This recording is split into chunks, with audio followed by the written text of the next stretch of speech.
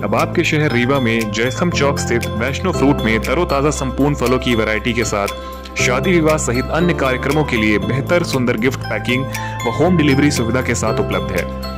Dry fruit के variety के साथ ग्राहकों के लिए होम डिलीवरी की विशेष सुविधा। पता याद रखें, जयस्तंभ चौक, रीवा।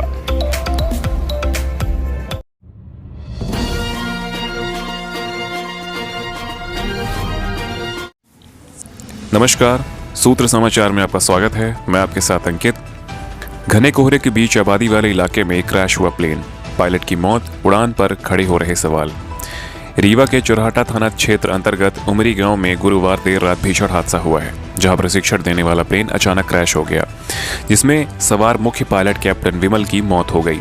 वहीं घटना में प्रशिक्षण लेने वाले ट्रेनी पायलट गंभीर रूप से घायल हुए हैं, जिन्हें उपचार के लिए संजय गांधी अस्पताल में भर्ती कराया गया है। बताया जा रहा है कि देर रात तकरीबन 11 बजे उड़ान भरने के बाद दुर्घटनाग्रस्त प्लेन उमरी गांव के घनी बस्ती वाले इलाके में स्थित एक मंदिर के गुंबद से टकरा गई, जिसके बाद यह हादसा हो गया।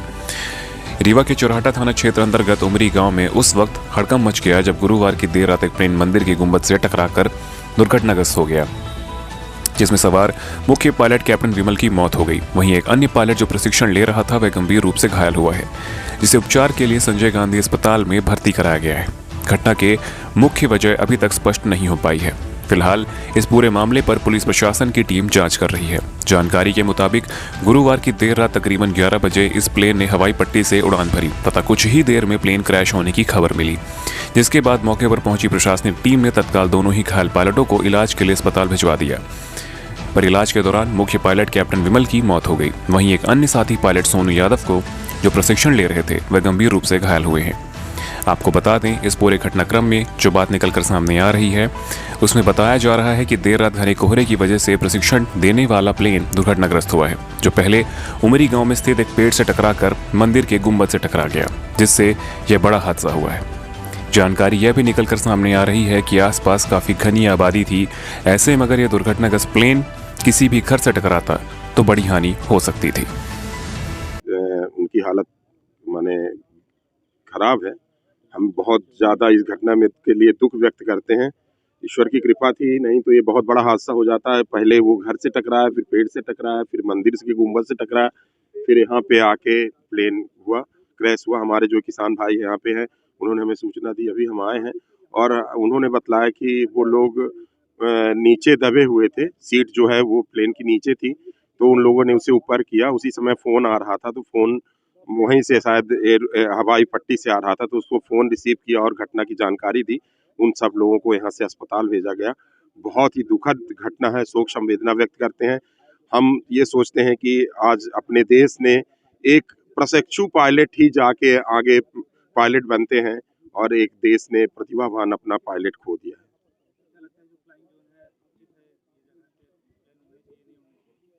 अब फ्लाइंग जोन का मामला टेक्निकल मामला है। वैसे मान लीजिए जहाँ भी है फ्लाइंग जोन होते हैं, तो सबसे बड़ी चीज़ है कि एयर स्ट्रिप में लाइटिंग होनी चाहिए रात में। जैसे मान लीजिए लैंडिंग के लिए रात में लाइट हो कि ना हो, कि ये तो सब मान लीजिए एयर अथॉरिटी जाने, अपना नागरिक उड्डयन मंत्रालय जाने और उन्होंने कैसी परमिशन दी, ये तो सवाल माने सरकार जाने। लेकिन जो भी घटना हुई है बहुत ही दुखद घटना है। हम शोक संवेदना व्यक्त करते हैं। पूरे शहर में ये यहाँ पे शायद प्रशिक्षण के लिए दिया गया है, जिसके लिए यहाँ पे प्रशिक्षण प्राप्त करते हैं हमारे यहाँ पायलट।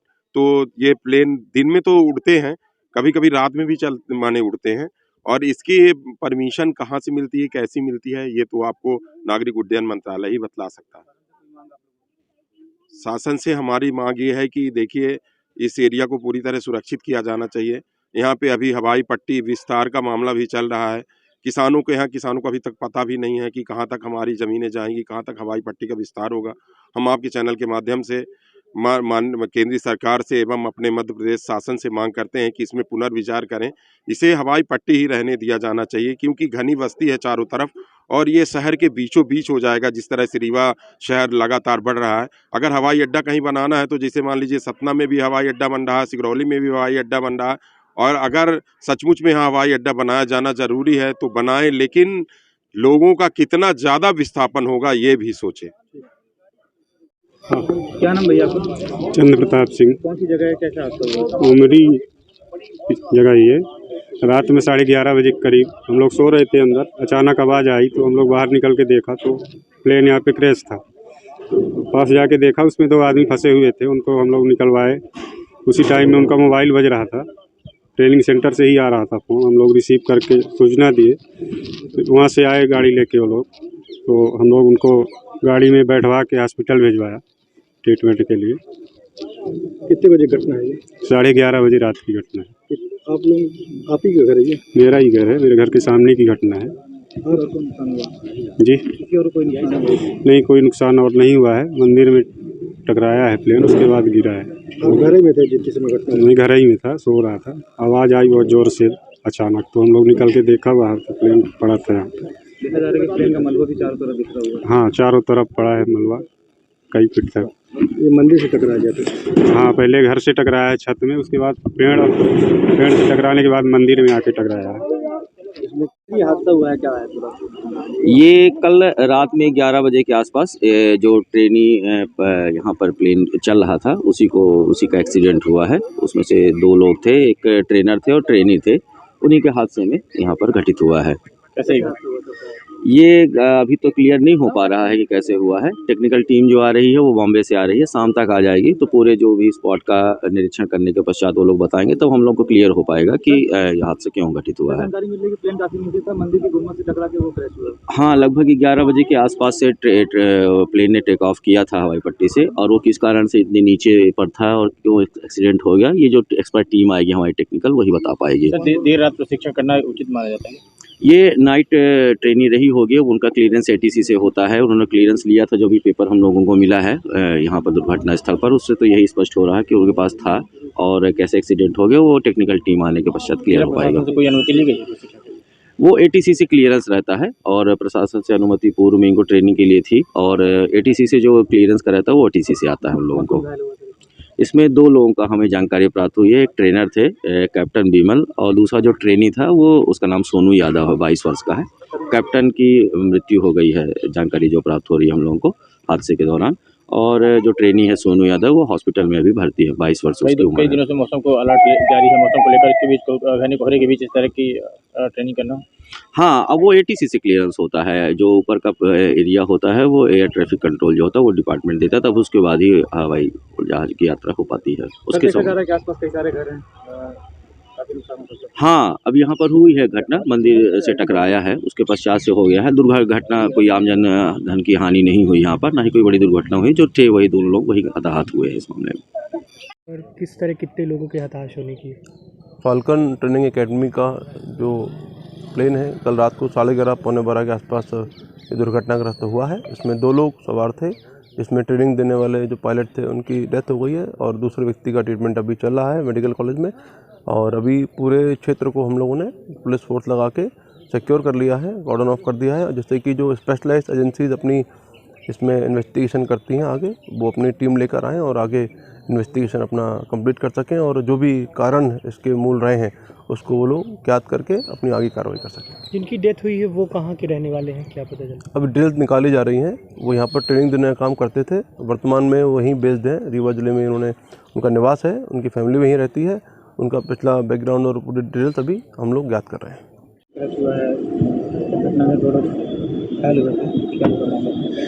जो हमको इसकी सूचना मिली तो ये था कि जो एक थे बिमल कुमार, वो तो जब आए थे तो ब्रॉड डैडी थे।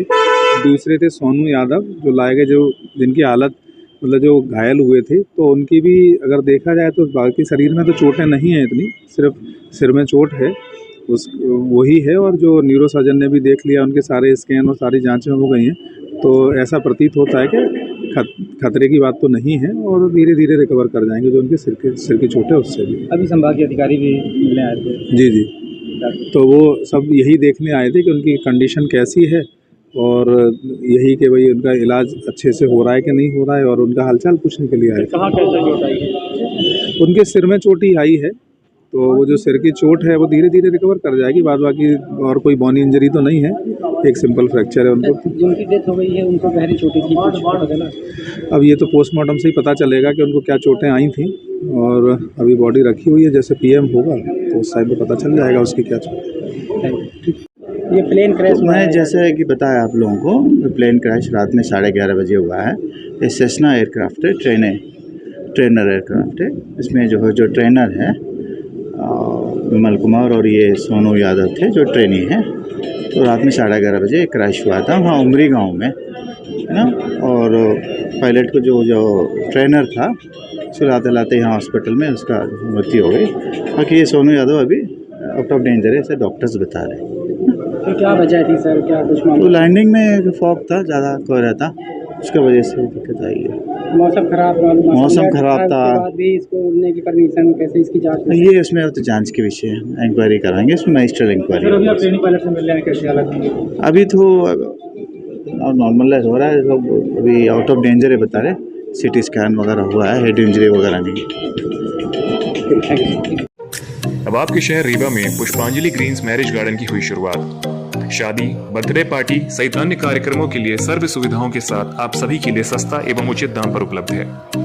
2 एकड़ से अधिक एरिया में बने मैरिज गार्डन में CCTV कैमरे एवं बेहतरीन पार्किंग व्यवस्था के साथ में 6 कमरे, अटैच लेट बाथरूम, उत्तम हॉल की व्यवस्था, इतना ही 4500 वर्ग फीट में निर्मित मैरिज हॉल सभी व्यवस्थाओं के साथ उपलब्ध है। पुष्पांजलि ग्रीन्स मैरिज गार्डन बदराव से शिल्पी ग्रीन्स के बगल में गुड़ रोड, रीवा।